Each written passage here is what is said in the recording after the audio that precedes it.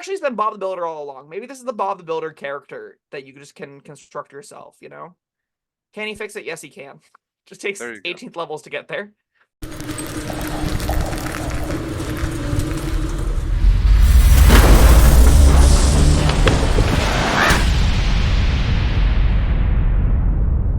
Hello, friends. Robert Bevan here, author of the Caverns Creatures series of comedy, fantasy novels, and short stories. With me is Sam West, and today we're going to be talking about the Clockwork Soul Sorcerer.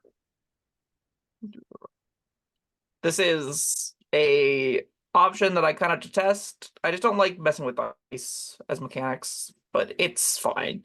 I know people love this thing. Messing with dice. Oh. Whenever you take like a feature that's just like, oh, change 2d20 outcomes or change this die result to that result. Not my favorite thing ever. That's not all this is. This is some neat ideas. It's fine, I guess. And I know some people that love it. I'm happy if you love it. I'd hate it on mainly flavor grounds and like preferred game mechanics, but I don't think it's wrong to like this thing. It's neat. So it's kind of cool. I kind of like the flavor where you have a sorcerer that's just like he can see the arcane workings, like how they work, like as if they were like gears and stuff, and work his magic that way. Yeah. Comes from the great plane of Mechanist, where everything's orderly and mechanical or whatever, or whatever other origin it has that has to do with the mechanics of magic. It starts us off with clockwork magic. So like all modern sorcerers, they realize that they don't get enough spells, so they gave them more. And this is a great fix that honestly takes a huge amount of the core problems I have with sorcerer and addresses them. So you learn additional spells when you reach certain levels in this class. Each spell counts as a sorcerer spell for you, but doesn't count against the number of spells you know. These spells can't be replaced when you level up. Whenever you gain a sorcerer level, you can replace one spell you gain from this feature with another of the same level. The new spell must be abjuration or transmutation from the sorcerer, warlock, or wizard spell list. All right, sorry, stop there. That is very confusing. Yes. Do you see where I'm confused? These spells can't be replaced when you gain a level in this class. Whenever you gain a sorcerer level. So the differentiation is you can't, whenever you level up as a sorcerer normally, you can replace a known spell with a different spell.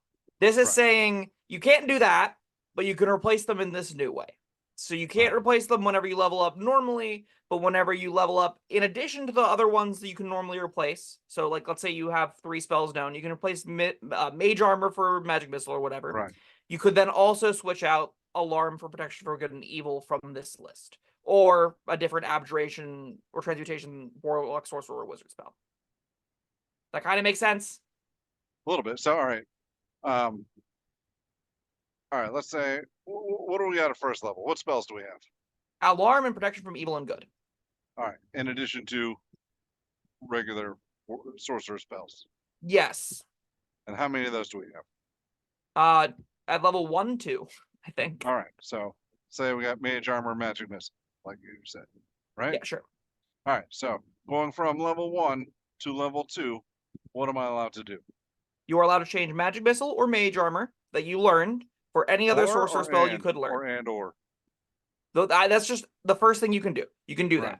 Additionally, I'm saying, can I change one of those or can I change both of them? You can change one of those. Okay. Just as the sorcerer rules.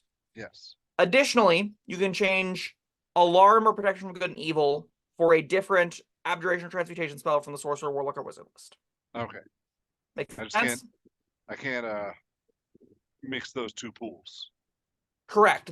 So you can't like replace Magic Missile with a random Abjuration spell from the Warlock list. You can't learn a different non-Abjuration Transmutation spell from the Sorcerer list in place of Protection for Good and Evil or Alarm. Okay, I got you.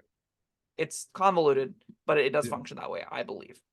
And this is Sam loosely remembering learning spells as you level up and switching them out as you level up. If I'm wrong, commoners, let me know, but I'm confident-ish that that's how that works.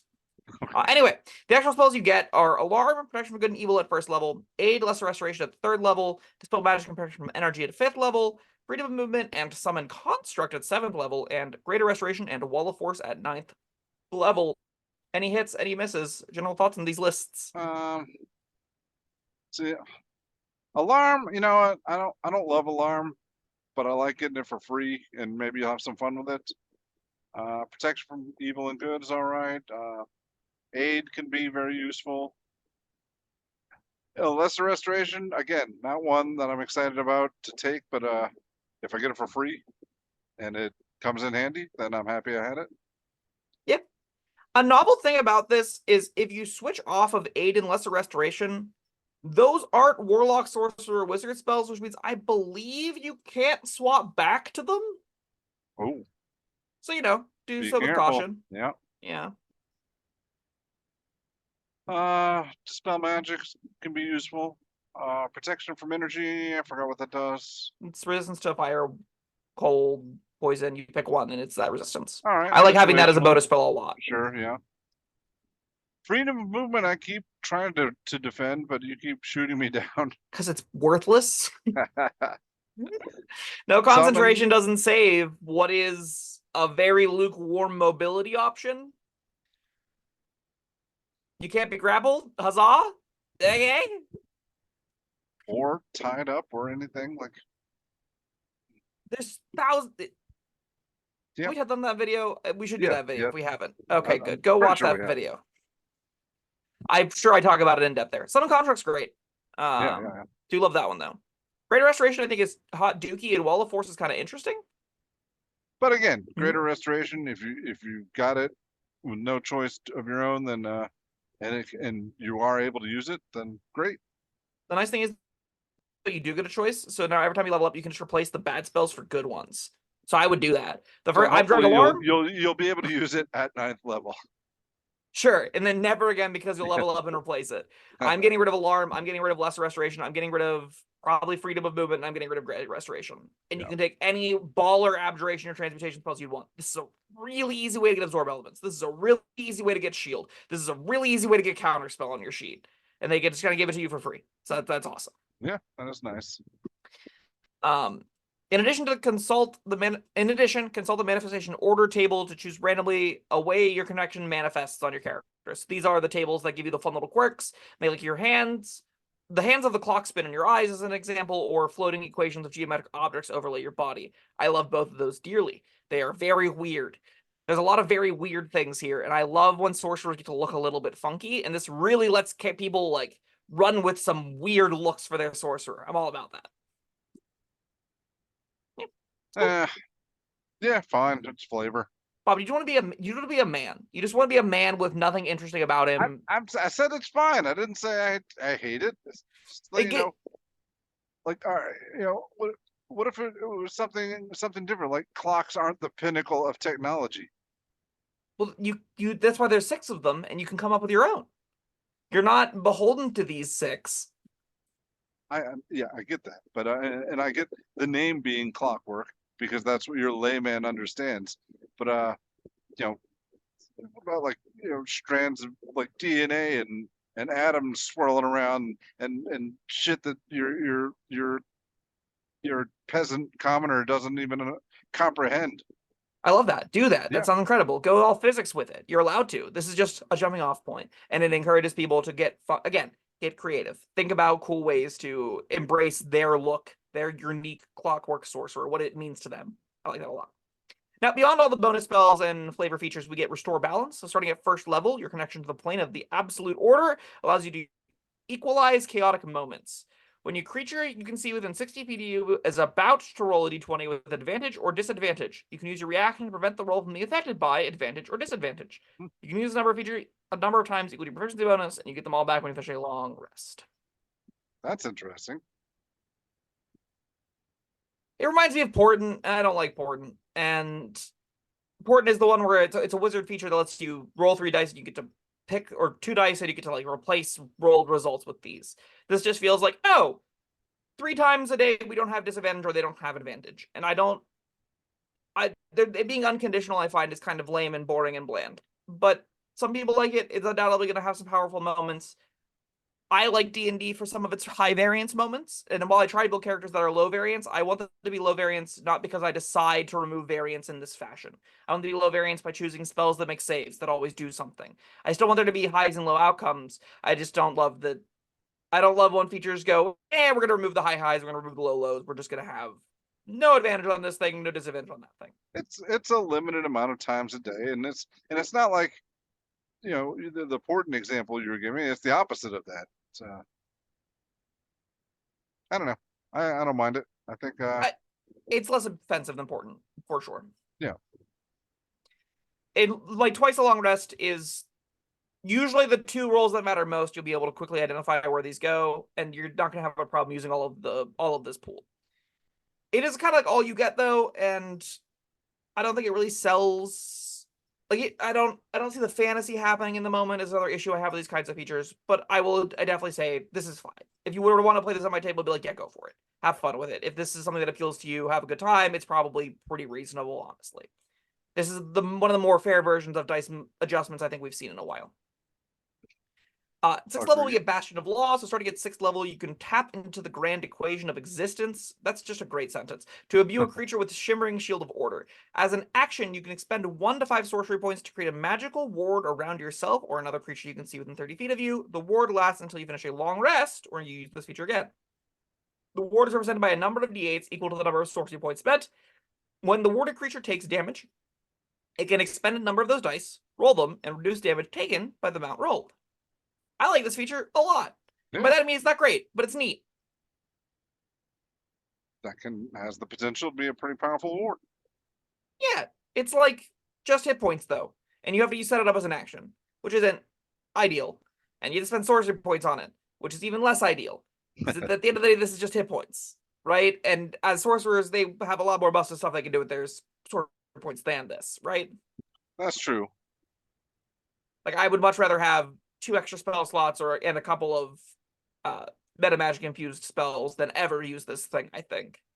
Which is not think of it, I mean, favor. Like, you can, I mean, I'm sure there are spells with similar effects to create wards that you can, you know, extend or empower with meta magic. Even like, so if we look at like False Life, right? So False Life gives you a d4 plus 4 as a 1st level spell slot. So that's a little bit more than a d8 on average. You could take the 2d8 you would spend on this and just get a False Life back. Just get a 1st level slot that you could use on False Life, you could use on Shield, you could use on Absorb Elements, and it can kind of do all those things anyway, right? Yeah. So I don't think the rate's great. I like it conceptually a lot. The fact that you can put it on other creatures, I think what makes it a little bit more interesting, because that is outside of Sorcerer's normal wheelhouse. Normally, you don't really have the tools to give like defensive wards to people. I just don't think it's something that I'd be like, oh, cool, I got Bastion of Law. I wonder how I'm going to use that. And then I would just never end up using it, is how I would envision myself actually playing with this feature, which makes it bad, I think. Yeah, there's probably some kind of use you can get out of it. If we're a bonus action, we'd have a different conversation here. Like, are you using this in combat ever? This has to be a before combat thing, right? Well, how long does it last? It lasts till your next long rest. Oh, well then, yeah, that's something. It's like, what's the right amount of points to juice into this? It's never 5, right? That's way too much for just hit points. Well, how many does that give you? That's going to give 5d8. you 5d8. You might, if maybe it's the last battle coming up, and you got a long rest coming soon. I mean, if it's 5 sorcery points on 20 hit points, your sorcery points, yeah. There's better things you could do with those. Yeah, Quicken, Hate Twinned, Empowered, all kinds of things do better stuff than Bastion of Law, I think. Maybe I can envision trying to build around this feature. I can envision someone trying to go, okay, I want to play a frontline sorcerer. We just talked about Abjuration Wizard. This is definitely a worse version of Arcane Ward by like a lot, because that's free and happens while you're casting your spells, where this is happening in place of casting your spells. I could see trying to go in on, like, I want to be a frontline sorcerer using Bastion of Law to keep myself alive, Mage Armor to help my durability and that kind of stuff. Just saying no to things with counter spells and shields and all that fun stuff. I could see that character trying to take root here. I just don't think it's going to be that powerful. But this, you can't replenish these hit points though, right? Nope. So maybe it's not something you cast at the beginning of the day, and if you do, it's not gonna be. I mean, if you do cast at the beginning of the day and you only use a couple of sorcery points, it's probably not gonna have all that meaningful effect. Yeah, it's kind of like gaining 20 hit points if you use all 5 dice on it, and I don't think that's that powerful. And, Like because you get this starting at 14th level. Yeah. The, You get a 6th level. What? You get a 6th level. Oh, all right. I'm sorry. I'm looking at the wrong feature. It's fine. All right, 6th level. All right, I feel a little bit better about it now. Not amazing. Remember, you have 6 sorcery points at 6th level. Yeah. There's a clockwork like balance here that you really have to know how to ride. Yeah. I think that can be a real struggle, especially if you want to use your other features and cast your other spells. Yes. Not high on this thing. I think it's neat. I don't think it's good. I think it's neat. Trance of Orders, our 14th level feature. You gain the ability to align your consciousness to the endless calculations of Mechanus. As a bonus action, you can center this state for a minute. For the duration, attack rolls against you can't benefit from advantage. And whenever you make an attack roll, ability check or saving throw, you can treat a roll of 9 or lower as a 10. Neat. Yeah. Once you use this bonus action, you can't again until you finish a long rest unless you spend 5 points to use it again. Man, really want to drain you of your 5 sorcery points. This one at least you get a use for free. I wish Bastion of Law said you get 5d8 points out the gate, and then you spend an action to get them for points later. That would have been a lot better, huh? But they don't give you any free uses of Bastion of Law. This free use of Trance of Order, I think, is deceptively bad. So, like, the most of what this does is give you the ability to not be hit with attack rolls with advantage. You already have a feature that does that. And you got more and more use of them as the game goes on. Because the saving throw stuff is powerful too. Getting a flat 10 on a lot of saves means concentration saves are just going to not really be an issue anymore for low damage abilities. That is a real boon this thing has. You're not, I don't think, realistically going to be getting any benefit for attack rolls with this. Well, that's like, unless you're all in on Scorching Array. Like, I don't see that happening. I mean, what other spells are you using with attack rolls? Maybe this is the Eldritch Blast Sorcerer subclass, because that makes 1 billion attack rolls. No. Then you're just like auto hitting with all those. The thing is, this is 14th level, so that's like really high top end. But it is good top end for that fantasy, so maybe that's where you want to be. I could see that being the case, right? Yeah. I definitely could realistically see someone that's like quickening Eldritch Blasts, get to Trance of Order, and like your first round setup is set up Trance of Order. Now I have a minimum of a 19 or 20 on all of these Eldritch Blast attack rolls. I just stop missing. That's a real thing that does seem kind of powerful, right? That will be a fun minute. Yeah.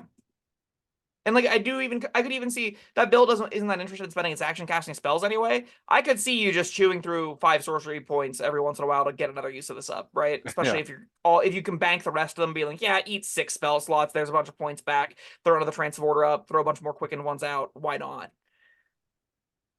Outside that one build, are there a lot of characters that love this? Probably not, but I think most characters can use it. If you got an important concentration effect, this seems like a decent way to help it stay up, right? I don't know. I mean, anytime we do a video with sorcerers or warlocks, I see a lot of Sorlock comments. I think it is a hugely popular build, though. So if it's I think the most dedicated players to this game find it to be popular. I would guess at an average table, you will never ever see one. Okay. I DM a lot. I DM a lot for very casual players. I have never once, that's not true. I've seen one Sorlock in all of my time DMing. And it was a very dedicated player, not an average player. Right. Not one of the 300. It was the 1%ers. And those are the people that watch these videos. So it does matter more to them. That's relevant. Generally maybe not amazing, but can be decent with the one free use. And potentially really good for your Sorlocks. I'm trying to think if there are any ability checks that are like radically improved with this. Maybe I don't remember if counterspell's an ability check. It might be. In that case, kind of cute, right? Let's see. Counterspell. Finding the spell description. Is it a contested ability check? Yep, you do make an ability check, so you will get a minimum of flat 10 on a counterspell. And that means you auto beat a lot of DCs. That's pretty relevant too. Sure. Maybe this feature's just good. There's a lot of little things going for it. I think I'm probably not seeing all of them, but 40 level is a late time to get it. We had an 18 level with Clockwork Cavalcade. I watched more features got top level 18 level features, but hey, Sorcerer is one of the few that does. At 18th level, you summon Spirits of Order to expunge disorder around you. As an action, you summon the spirits in a 30-foot cube originating from you. The spirits look like Modrons or other constructs of your choice. The spirits are intangible and invulnerable, and they create the following effects within the cube before vanishing. They restore up to 100 hit points, divided as you choose among any number of creatures of your choice in the cube. Any damaged objects are instantly repaired, and every 6th level or lower, every spell of 6th level or lower ends on creatures and objects of your choice in the cube. And you can, once you use this action, you can't again until you finish a long rest or spend 7 sorcery points to do it again. Wow. I feel like this feature lies to you. Why is that? Because it says you're summoning stuff, but you're not even remotely summoning anything. You're just like, instantaneous cube of Modros to fix everything, and then they go away. It's not really like a summon, it's not allies that come to help fight, it's just a bunch of bonus hit points. And Yen's spell effects. This is an AoE heal stable to greater restoration. Or dispel curse, or whatever, the dispel magic. Can this repair magic items that are broken? Damaged objects. I would assume so. Will it still be magic? I don't know the answer to that question. Yeah.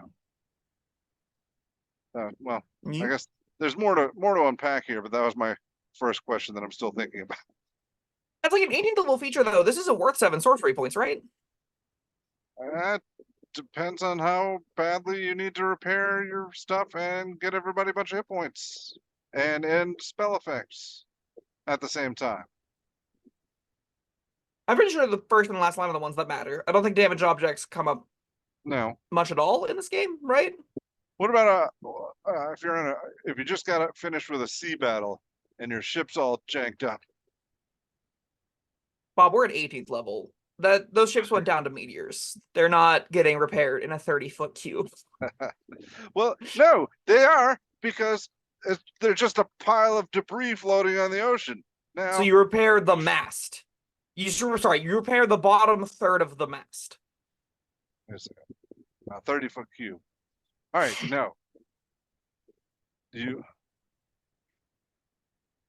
All right, you what's that spell that sucks Gravity? everything toward it?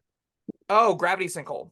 There you go. You suck all the pieces into the 30-foot cube, then repair it. Yeah, I'm not that high on that. And heal a bunch of fish. I'm also that is kind of cute. You kill a bunch of fish, then heal them all back to full. Lovely. Environmentally conscious. I don't think at 18th level I really care about getting a 100 hit point heal that much, right? You'll use it to get someone off 0 sometimes and a dominate person maybe, and that'll be amazing, like the best case scenario possible, but it's still an action. And I think you have better spells than this to use your action on, and that can be like, I think 5th level spells will outclass what this is doing a lot of the time, right? Yeah. All right, yeah. At any rate, you're not always going to be at sea with a pile of debris that used to be your ship. Yes. If we're in that exact instance, it fixed a ship. Maybe. We did it. If we're in any other real world environment, and by that I mean D&D environment, I don't really care about this feature at all, I don't think. You'll use it from time to time. I don't think it's worth an 18 level feature. This is not cool enough. This isn't splashy enough. I want those Modrons to stick around for an hour. I'd like multiple instances of being able to pick and choose when I heal things, right? I love to like send them out, go fix that, go repair this. Give me like an actual cavalcade of clockwork workers, not a box that fixes things briefly and then vanishes. It'd be cool if your DM forgot you had it and just shattered at MacGuffin. You're like, fix it. Yeah. Maybe this actually has been Bob the Builder all along. Maybe this is the Bob the Builder character that you just can construct yourself, Can he fix it? Yes, he can. Just takes 18th levels to get there. So, like, all things together, I do think Bastion of Law is a pretty big hit, like a pretty large kick in the nuts. I don't think that feature is one that I'd recommend, like, anyone use ever, for the most part. Like, I don't think there's a large window where it's good. That being said, Restore Balance is fine, and Trance of Order is fine. You get a decent expansion of spells that matter a lot. Ways to get spells that you want on your sheet anyway, affordably, by just, like, swapping out bad things like Alarm for it, and Protection from Good and Evil when you don't need it. So I think this gets a solid, like, C from me. I think the top level feature is kind of unfortunate, and I don't think Restore Balance is, like, that cool to build around. But there will be plenty of options at the table that benefit from playing this. I can see, again, those Sorlocks that go, you can take 5 in Sorcerer, 2 in Warlock, the rest in Sorcerer to get to that 7th, 15th, 16th level power spike where Transformer comes online and all your Eldritch Blasts are super powered for a minute, right? I can see that being a real thing people do. Yeah, I think that's enough. I think Transit Order in that use case scenario is worth bumping it up to a C plus. Just in keeping in mind that particular use is going to bump it up even higher, but then all the other uses are going to drag it back down. And that's we're talking about like 14th plus level characters, which isn't the most of this game. That's but I gotta try to take everything into consideration. Sure, but like if we look at, maybe I should go lower. Maybe it's really all around how good and like interesting your restore balance, and it's just not interesting to me, and it doesn't seem that powerful. It seems fine. No, it and that's doesn't. the only thing you're getting for like 14 levels, right? That's true. Plus the bonus spells. Like this is an expanded list of good spells, and you can take disadvantage away or take advantage away. But I mean, you said like most or all sorcerers get bonus spells. A lot of the new ones do, yeah. Yeah, that's. I mean, this is the most amazing list. I mean, yeah, you can switch them out, but you can switch them out for really good ones. I want to make that clear. The abjuration list is very powerful, right? So you can switch out Alarm for Shield. That's a huge boot, right? Undoubtedly. All right. Well, I think we'll get comments. I mean, a lot of people like Clockwork Soul, so I think we'll get some comments that will vindicate my C plus, and probably still be angry at it. All right. Anything else to say? It's fine. I don't love it, but it's probably a good time. If you're enjoying Sorcerer with it, I'm happy for you. Me too. All right. Well, that was the Clockwork Soul Sorcerer. Thank you, Sam, and thank you everyone for joining us. Leave your comments and opinions in the comment section below, and like and subscribe, and we'll see you next time. Goodbye.